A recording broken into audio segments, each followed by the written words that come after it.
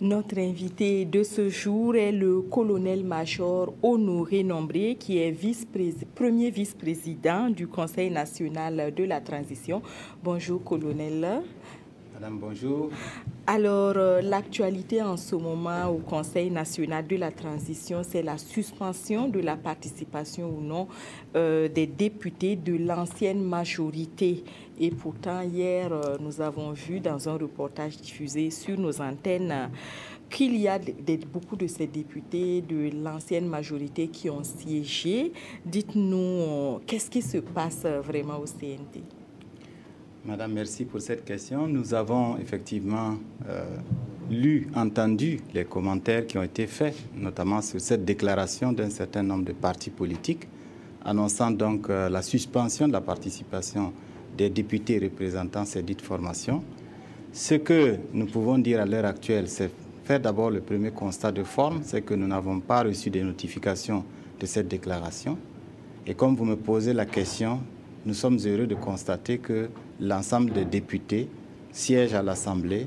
Les activités qui sont menées dans le cadre de nos attributions, dans le cadre de nos responsabilités, à savoir contrôler l'action gouvernementale, et on l'a vu sur les images tout à l'heure, le contrôle de l'action gouvernementale, c'est aussi les questions orales avec ou sans débat. Et comme vous avez pu le constater, ces activités sont menées à bon terme. Et nous avons aussi eu la présence et la participation très heureuse de ces députés. Donc je peux vous dire que le Conseil national de la transition se porte bien. Alors, dans le communiqué dont vous parlez, les 7 partis, dont le CDP, l'UNDD, l'ADF, RDA, ont annoncé le retrait du CNT et de la Commission nationale de réconciliation. Alors, est-ce que ces partis de l'ancienne majorité-là ont, si on peut dire, le droit de formuler de telles exigences?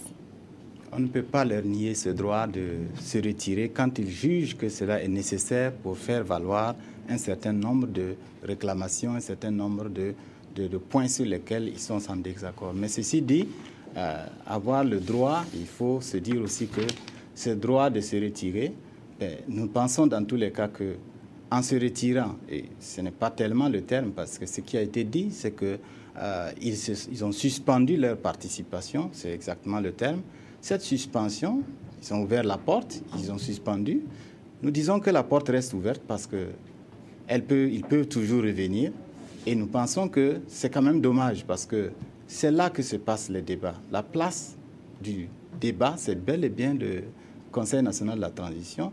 Et jusqu'à l'heure où je vous parle, personne n'a été interdit de prendre la parole, d'exprimer librement son opinion et donc de susciter des adhésions à son idée. Et je pense que c'est plutôt de ce côté qu'il faut regarder et souhaiter que cette suspension soit reconsidérée comme étant une situation contre-productive, à la fois pour ceux qui se sont eux-mêmes suspendus et pour l'ensemble de la transition.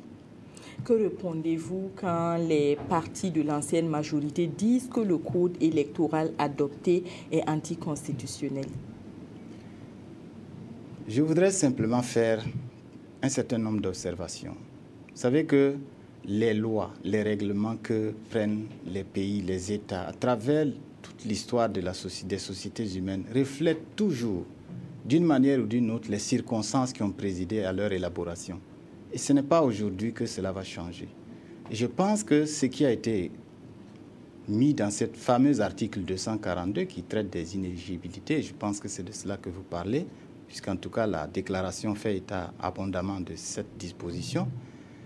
Ce qui a été mis là-bas reflète ce que notre peuple a vécu. Et ce n'est pas nouveau comme ça.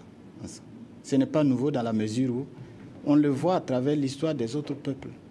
Il y a le reflet, il y a toujours les traces de l'histoire qui montrent aussi les préoccupations des populations et qui se reflètent d'une certaine manière dans les textes. Mais ceci dit, ce reflet n'est pas destiné à des hommes ou à des groupes d'hommes définis. Il est destiné à traduire la préoccupation centrale. Et cette préoccupation centrale, c'est quoi? C'est la responsabilité. Un grand homme d'État français, le président François Mitterrand, disait ceci: la responsabilité est le stade suprême de la liberté. Quand on est démocrate, et qu'on s'attache à la liberté fondamentale pour tous, sans exclusive, on doit concevoir que la responsabilité en est le prix à payer. Vous ne pouvez pas être libre et ne pas vouloir être responsable. Cet article se repose essentiellement sur cette notion de responsabilité. Ceux qui ont commis des actes devraient pouvoir être interpellés par rapport à ces actes, uniquement à ce seul niveau.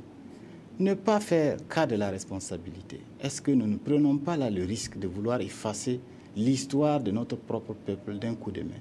Et ce tour de passe-passe peut nous revenir sous d'autres formes et beaucoup plus violentes et beaucoup plus dommageables pour nos sociétés et notre avenir. En fait, c'est ça qui est en débat. Oui, un des termes du communiqué parle d'apartheid politique à l'encontre des partis de l'ancienne majorité. Est-ce que c'est de cela qu'il s'agit véritablement? Madame, la chose est simple. Nous avons coutume dans la politique de dire que les politiques devraient s'abstenir de commenter les décisions de justice, mais aussi devraient s'abstenir de préjuger des décisions de justice. Une loi a été votée. On peut avoir l'interprétation ou la compréhension que l'on veut, mais ce qui va décider le juge, c'est la loi elle-même, et le juge va trancher à travers un certain nombre de précautions qui seront prises. Il va formuler une décision, et c'est cette décision dont il ne faut pas préjuger. À mon sens, si vous mettez déjà des a priori, vous préjugez de la décision du juge, et finalement, ce qui va arriver, c'est qu'on va, dans toute hypothèse, on va toujours arriver à des situations où on ne peut libeller la loi d'aucune manière, parce que quelqu'un, quelque part, se sentira plus concerné, plus intéressé. Voilà un peu ce que je pense comme étant des principes qu'il faut retenir.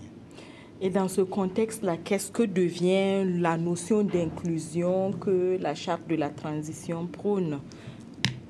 Madame, nous le disons et nous répétons, l'inclusion n'exclut pas la responsabilité. Ce n'est pas parce que nous sommes ensemble que si il y a une question qui vous interpelle vous-même personnellement, qu'on ne veuille pas l'aborder parce que vous êtes interpellé. Et je dis et je répète que nul n'est au-dessus de tout soupçon. Donc cette loi concerne a priori tout le monde parce qu'elle est générale.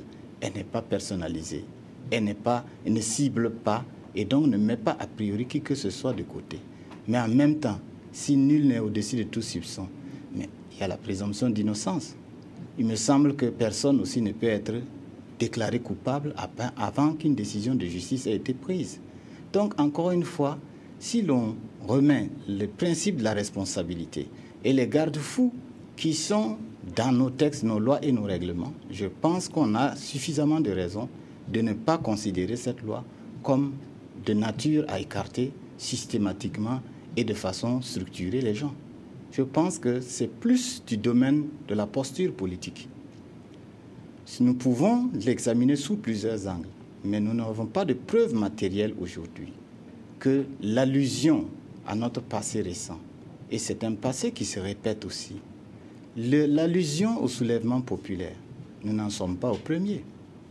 Mais chaque fois que des événements pareils ont secoué les nations et les peuples dans leur histoire, elles n'ont jamais reculé, elles ont toujours voulu les graver dans leur mémoire collective. Et ça, ce n'est pas un péché que de le graver. Ça, ce n'est pas également contre-productif contre la réconciliation, contre la participation et l'inclusion. Ce n'est pas contre tous ces aspects de ce que nous voulons pour la transition, mais que chacun soit interpellé en fonction de ses responsabilités et uniquement sur cette base et que personne ne soit chargé a priori. Or, je ne vois pas les traces d'une telle chose à l'heure actuelle. Alors, Monsieur le Premier vice-président, si effectivement, conformément à ce que dit le communiqué, les membres du groupe ADR qui regroupe les représentants de l'ancienne majorité venaient à se retirer du CNT, quelle serait la suite du processus?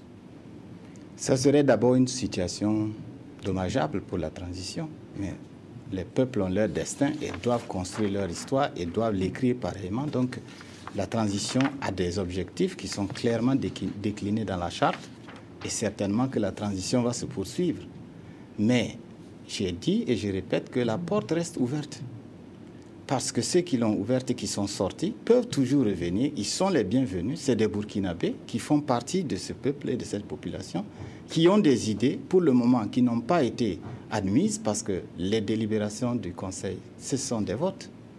Ces idées n'ont pas été retenues comme étant suffisamment de nature à apporter l'adhésion. Ce n'est que la réalité du moment, mais ça, si il continue la chaise vide, la politique de la chaise vide, naturellement, ne permet pas de faire évoluer les positions. C'est ce que l'on pourra constater. Mais en tout état de cause, la transition ira vers les objectifs que le peuple a souverainement fixés, les échéances électorales, et puis voilà l'installation de tous ceux qui seront élus.